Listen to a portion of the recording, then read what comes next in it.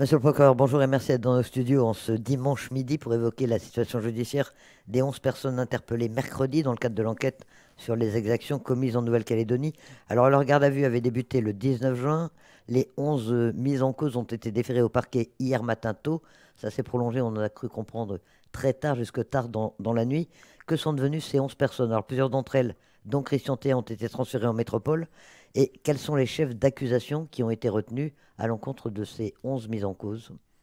Alors, dans cette procédure, le parquet a ouvert une information judiciaire, donc hier matin, des chefs suivants, des chefs d'infraction de complicité de tentative de meurtre, de vol en bande organisée avec armes, de destruction en bande organisée de biens d'autrui par moyen dangereux ou incendie, de participation à une association de malfaiteurs en vue de la préparation de crimes, de délits punis de 10 ans d'emprisonnement, ainsi que de délits punis de 5 ans d'emprisonnement. Et puis également une participation à un groupement formé en vue de la préparation de violences sur autrui et de dégradation de biens. On peut dire que ces 11 personnes, ce sont les commanditaires des exactions ou il y en a d'autres et vous continuez à chercher?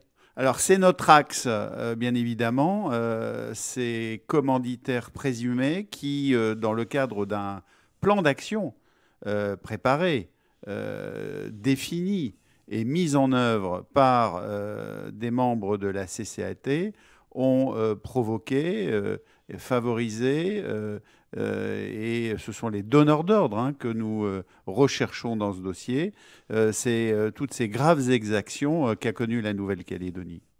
Alors, 96 heures de garde à vue. L'Union calédonienne a dit que la qualification de terrorisme avait été retenue. C'est ce qui justifiait ces 96 heures. C'est pas le cas, hein. C'est pas du Ça n'est terrorisme. absolument pas le cas. Ce ne sont pas des infractions terroristes. Ce sont des infractions qui se rattachent à la criminalité organisée. C'est-à-dire, ce sont des structures organisées, finalement comprenant à la fois des exécutants, des intermédiaires, des coordinateurs et puis des donneurs d'ordre qui, effectivement, mettent en œuvre des plans en vue de la commission de crimes ou délits. Donc, ça n'est absolument pas des infractions terroristes. Et ça n'est pas parce que la sous-direction antiterroriste a été co-saisie dans ce dossier qu'il s'agit d'infractions terroristes. Parce que la sous-direction antiterroriste, elle a aussi suivi un certain nombre d'agissements d'ultra, ultra-gauche, ultra-droite, qui visaient à déstabiliser la République, notamment en métropole. Donc voilà, que les choses soient bien claires et bien précises. Alors, 11 personnes qui ont été déférées hier. Qu'est-ce qu'elles sont devenues sur les 11? Alors, tout d'abord, l'ouverture d'une information judiciaire, c'est la saisine d'un magistrat instructeur. Et dans ce dossier, le parquet a requis et obtenu la co-saisine donc de 2 magistrats instructeurs au regard de la complexité de la procédure. Premier point. Deuxième point, ces 11 personnes ont été présentées à ces magistrats instructeurs qui les ont toutes mises en examen de l'ensemble des chefs d'infraction que je vous ai rappelés. Et puis, le parquet, comme les magistrats instructeurs d'ailleurs, ont demandé le placement en détention provisoire de 10 personnes. Donc sur 11 personnes, 10 personnes faisaient l'objet de réquisitions de placement en détention provisoire du parquet et d'une demande de la part des magistrats instructeurs. Donc dans ce dossier, finalement, il en résulte que 9 personnes mises en examen ont fait l'objet d'un placement en détention provisoire.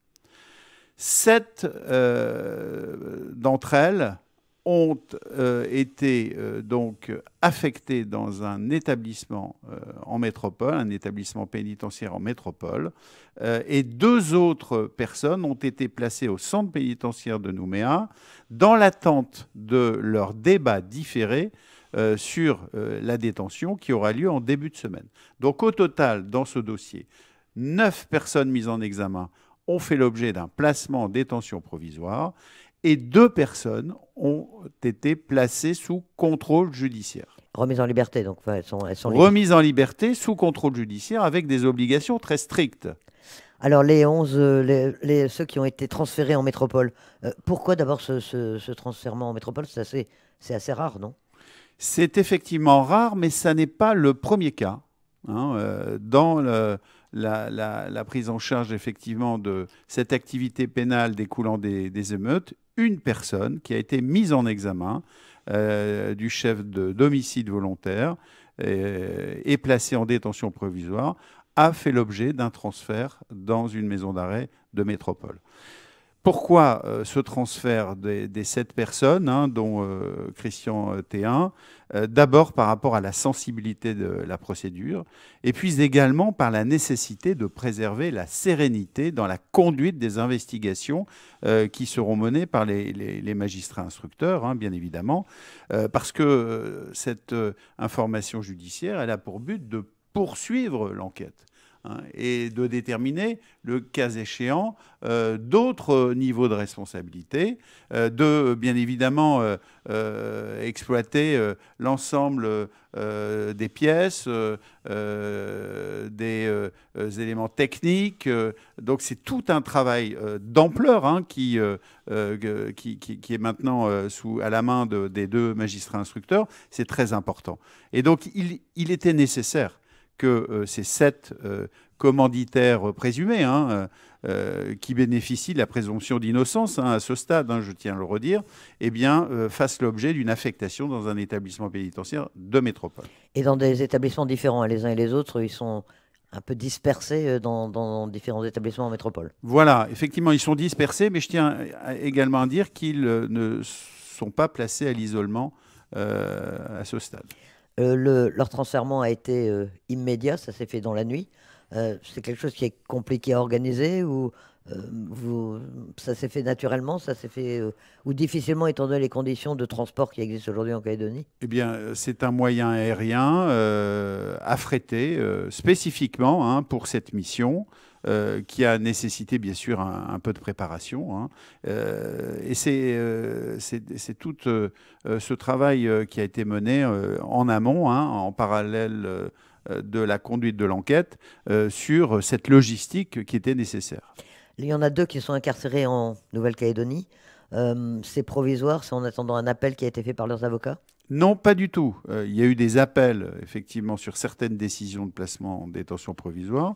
Mais les 2 personnes qui se trouvent au centre pénitentiaire de Nouméa, c'est dans l'attente du débat au fond, donc en début de semaine, sur la détention provisoire. Parce qu'elles ont demandé, c'est un droit, à différer le débat pour préparer leur défense. Et alors après, qu'est-ce qui va se passer? La détention provisoire, pendant combien de temps et quand ces personnes vont-elles être jugées? En matière criminelle, la détention provisoire, effectivement, est ordonnée pour 1 année. Et après, c'est tout le champ des décisions des magistrats instructeurs et des juges des libertés et des détentions qui seront saisis dans cette procédure. Et alors, que risque-t-il au vu des chefs d'accusation? Quelles sont les peines encourues globalement? Alors, si nous sommes sur de la complicité de tentatives de meurtre, et notamment sur des personnes dépositaires de l'autorité publique, des gendarmes et policiers, on a eu toute une série de procédures d'usage des armes en direction de ces forces de l'ordre, eh bien, c'est la réclusion criminelle à perpétuité. Alors, à part Christian Théin, vous n'avez révélé l'identité d'aucune des 10 autres personnes, mais vous le savez, au moins 4 autres noms ont été rendus publics. Brenda Wanabo, Gilles Jorédier, Joël Chibaou et Frédéric Mouliava. Vous pouvez confirmer ces identités ou vous ne souhaitez pas les rendre publiques vous-même? Ce sont des noms qui circulent.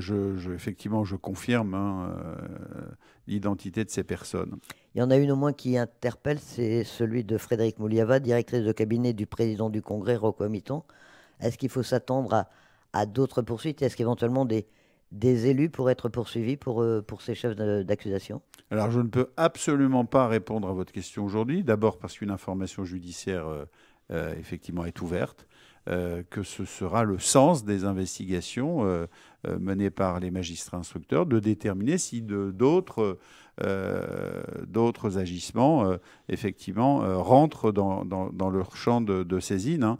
Ce qui est clair, c'est que ce sont les agissements de ces membres de la CCAT dans le cadre du plan d'action qu'ils ont défini, hein, qu'ils ont préparé, qu'ils ont planifié, et qui a conduit effectivement à ces graves exactions sur le territoire.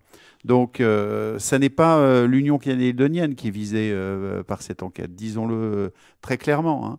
La perquisition rue de la Gazelle, ce sont les locaux de la CCAT qui étaient visés, hein, et pas du tout les locaux de l'Union calédonienne. Moi, je tiens à le repréciser. Depuis le début de cette affaire, depuis les émeutes du 13 mai, au total, combien de personnes ont été interpellées, combien ont été déférées, combien ont été condamnées? C'est des chiffres qui peuvent intéresser. Hein. Alors, en fait, la justice eh bien, a rempli ses missions dès le 12 mai, hein, dès le départ, dès le début des exactions, avec des gardes à vue qui étaient souvent, parmi ces premiers jours, effectivement, des gardes à vue en parallèle des mesures de maintien de l'ordre public et donc effectivement des interpellations au niveau des barrages.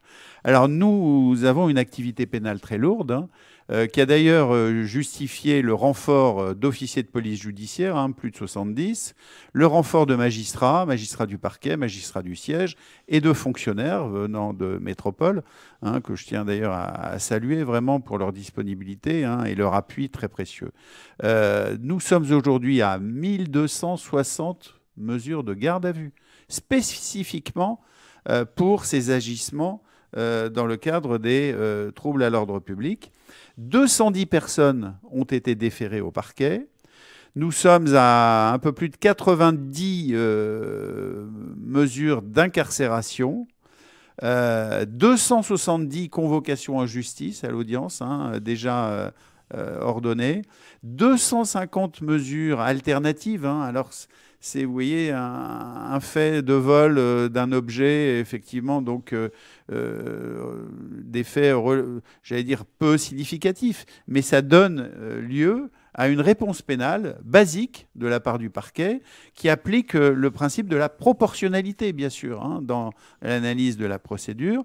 Et donc, ces mesures alternatives, c'est par exemple un travail non rémunéré au profit d'une mairie, d'une association, ou, le cas échéant, une amende. Donc, vous voyez, le champ des poursuites est très vaste.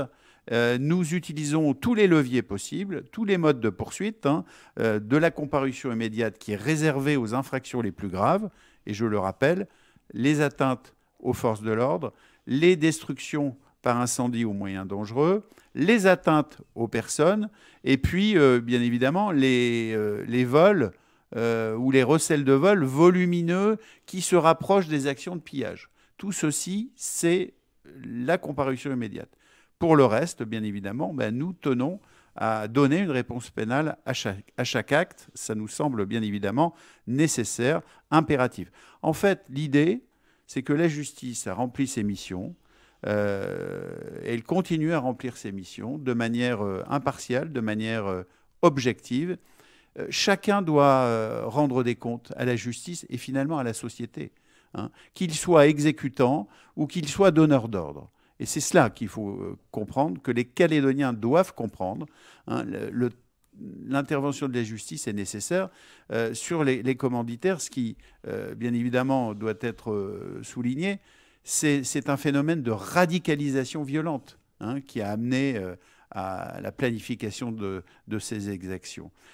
Et donc, c'est effectivement des faits particulièrement graves. Hein, nous sommes dans cette procédure visant les commanditaires présumés sur des faits d'une gravité particulière qui ont gravement troublé l'ordre public, hein, qui ont eu un retentissement majeur au sein de la population calédonienne, hein, et qui, bien évidemment, ont eu un retentissement bien au-delà de la Nouvelle-Calédonie, au plan national notamment. Alors, on a reproché à la justice d'être trop lente, vous le savez. Depuis 5-6 semaines qu'on commençait ces exactions, on vous demandait régulièrement d'interpeller et de punir les commanditaires, les donneurs d'ordre. Vous dites aujourd'hui que ce temps était nécessaire, qu'il fallait vraiment réunir toutes les preuves pour avoir une procédure qui soit inattaquable? Vous savez, ce travail d'enquête dans une procédure aussi complexe euh, s'est étalé sur 4 semaines. C'est pas beaucoup, 4 semaines. Et moi, je tiens vraiment à souligner, à saluer ce travail d'enquête mené par la section de recherche de la gendarmerie de Nouméa, la sous-direction antiterroriste et le GIR de Nouméa. Ils ont fait un travail de fourmi en quelques semaines. Et donc, vraiment, les critiques portées sur la justice lente et laxiste ne sont pas acceptables. Ne sont pas acceptables parce que ce travail, il est fait. Ce travail doit être bien fait justement pour apporter au tribunal ou au magistrat instructeur une procédure de qualité. Hein, c'est ça, le débat judiciaire aussi, c'est cela. C'est d'avoir effectivement des investigations approfondies, à charge et à décharge. Hein, c'est le sens de notre action, à charge et à décharge. Et donc voilà, cette procédure, manifestement, elle présente une certaine solidité, puisqu'elle a quand même conduit non seulement à la mise en examen pour l'ensemble des chefs d'infraction de toutes les personnes mises en cause, présentées, mais elle a aussi conduit à 9 décisions d'incarcération et à 2 décisions de placement sous contrôle judiciaire. Donc voilà, ce qu'il faut vraiment intégrer, hein, la justice, ce n'est pas un distributeur automatique de procédures et de peines. Ce n'est pas ça du tout. Hein. Et puis la justice, elle peut être aussi humaine, puisque hier, je tiens à le dire, avant leur départ en métropole, hein, les 7 personnes qui ont été placées en détention provisoire, eh bien, ont pu avoir un contact avec leur famille au sein du tribunal. Une justice sereine, une justice humaine aussi, mais une justice qui prend en compte la gravité des infractions qu'elle a à juger. Et c'est très important aussi à dire aujourd'hui. Et c'est une procédure, une affaire qui vous a mené jusque tard dans la nuit. Donc, merci d'être venu dans le studio. Les enquêtes continuent. De toute façon, le travail va encore. Enfin, vous n'avez pas fait le travail, quoi, si je puis dire. Nous n'avons pas terminé la tâche. Moi, je tiens à dire quand même que des magistrats, des fonctionnaires, des avocats étaient présents hier à partir de 7 heures hein, pour traiter ce dossier. Et nous avons terminé à 3 heures du matin. Voilà, donc je tiens vraiment à remercier chacun de leur engagement et, voilà, et de la sérénité effectivement des débats au cours de cette longue journée intense, nécessaire. Monsieur le procureur, merci d'avoir accepté notre invitation ce midi. Merci à vous.